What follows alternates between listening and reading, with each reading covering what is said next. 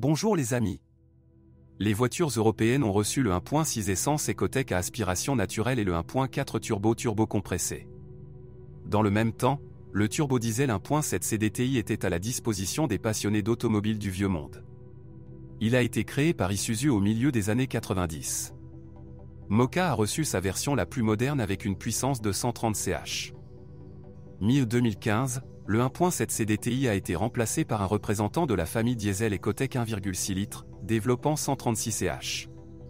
Contrairement au 1.7 fonte, le nouveau turbo diesel avait une culasse et un bloc cylindre en aluminium. Parmi les premiers acheteurs, les plus populaires étaient les Mok équipés d'un moteur à essence atmosphérique de 1,8 litres à 18 XER.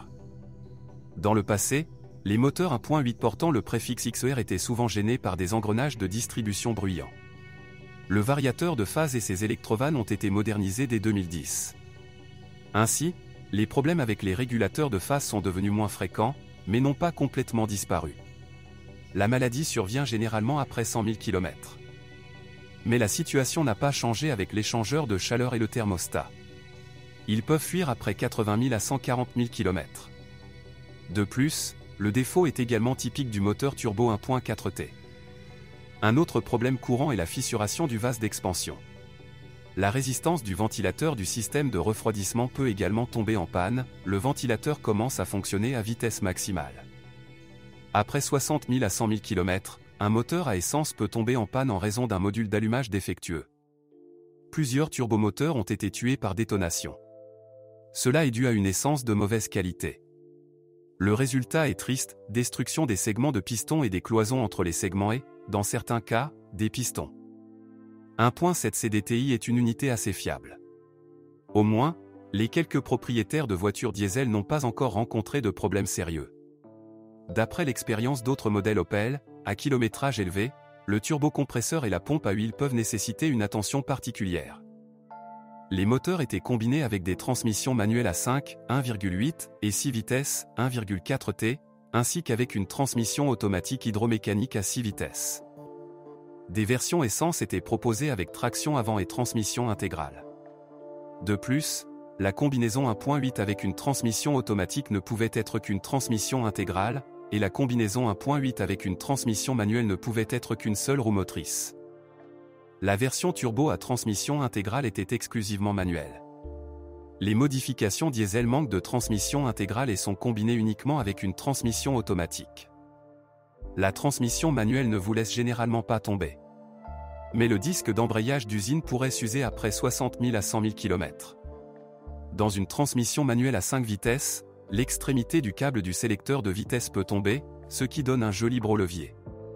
Les propriétaires doivent recourir à des moyens improvisés, rubans isolants ou attaches en plastique. Sur la base de l'expérience d'exploitation d'autres modèles du groupe, la transmission automatique CT40 développée par GM n'a pas montré ses meilleures performances. Habituellement, c'était le ressort ondulé, les solénoïdes ou le convertisseur de couple qui donnait du mou. Des mises à jour d'huile fréquentes, tous les 40 000 km, prolongent considérablement la durée de vie de la boîte de vitesse. Cependant, contrairement aux attentes, la machine ne vous oblige généralement pas à vous rendre dans un centre de service pour réparation. Bien qu'il y ait des plaintes concernant des commutations brutales, typiques du 1,4 T. Dans certains cas, l'adaptation est utile. Il existe des exemples avec un kilométrage de plus de 2 cents à 250 000 km sans réparation de transmission automatique. Le système de transmission intégrale utilise un différentiel arrière et un embrayage multidisque à commande électromagnétique Borg-Warner. Le système vous permet de modifier le rapport de traction entre les essieux dans la plage de 100-0 en faveur des roues avant à 50-50. L'avantage du système est son poids relativement faible de 65 kg. La présence de la transmission intégrale ajoute une partie des problèmes potentiels. Par exemple, le joint d'huile de l'arbre de transmission avant droit peut fuir. Et après 80 000 à 120 000 km, le roulement extérieur de l'arbre de transmission s'use. De temps en temps, l'embrayage Borg-Warner lui-même tombe en panne, le système de transmission intégrale s'éteint. Pour cette raison, un certain nombre de machines ont fait l'objet d'une campagne de rappel afin de mettre à jour le programme de commande d'embrayage. Une panne peut également être causée par la pénétration d'humidité dans le connecteur de contact, un démontage et un séchage sont nécessaires. Certains ont même dû faire réparer l'embrayage en raison de morsures et de secousses pendant la conduite. Dans les services spécialisés, ils connaissent la maladie et la bannissent en remplaçant les joints SPI et les roulements. La suspension est réglée de manière assez précise, de sorte que les défauts du revêtement sont transmis de manière suffisamment détaillée. Sur l'autoroute, le comportement ne peut pas être qualifié d'exemplaire. À mesure que la vitesse augmente, le volant se vide et les réactions deviennent moins précises. L'essieu avant est doté de jambes de force McPherson et l'essieu arrière d'une poutre de torsion en forme de U. La suspension peut nécessiter une attention particulière dans un intervalle de 60 à 100 000 km. Les cils en bloc des leviers avant, généralement arrière, et des amortisseurs, généralement avant, s'usent. Le SUV 1.8 atmosphérique dispose d'une direction assistée hydraulique, tandis que d'autres versions ont une direction assistée électrique. Les propriétaires de voitures équipées de direction assistée ont parfois remarqué un bruit provenant de la pompe. Le plus souvent, le problème était résolu en faisant le plein de liquide dans le système. La cause du bourdonnement pourrait également être un maillage déchiré dans le réservoir. Le réservoir a dû être remplacé. Dans certains cas, il a fallu réviser ou remplacer la pompe elle-même. Lors de fortes gelées, inférieures à 20 degrés, les flexibles de direction assistée haute pression d'usine éclatent. Dans le même temps, le raccord du réservoir de direction assistée pourrait également se détacher. Il est trop tôt pour parler de corrosion corporelle. Mais les éléments chromés perdent leur éclat d'antan sous l'influence d'un environnement extérieur agressif.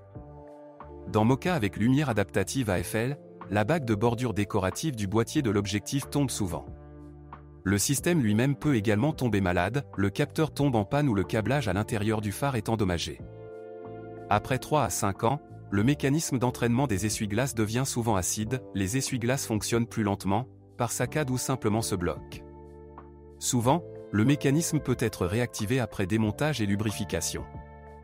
De temps en temps, des problèmes surviennent avec les serrures des portes.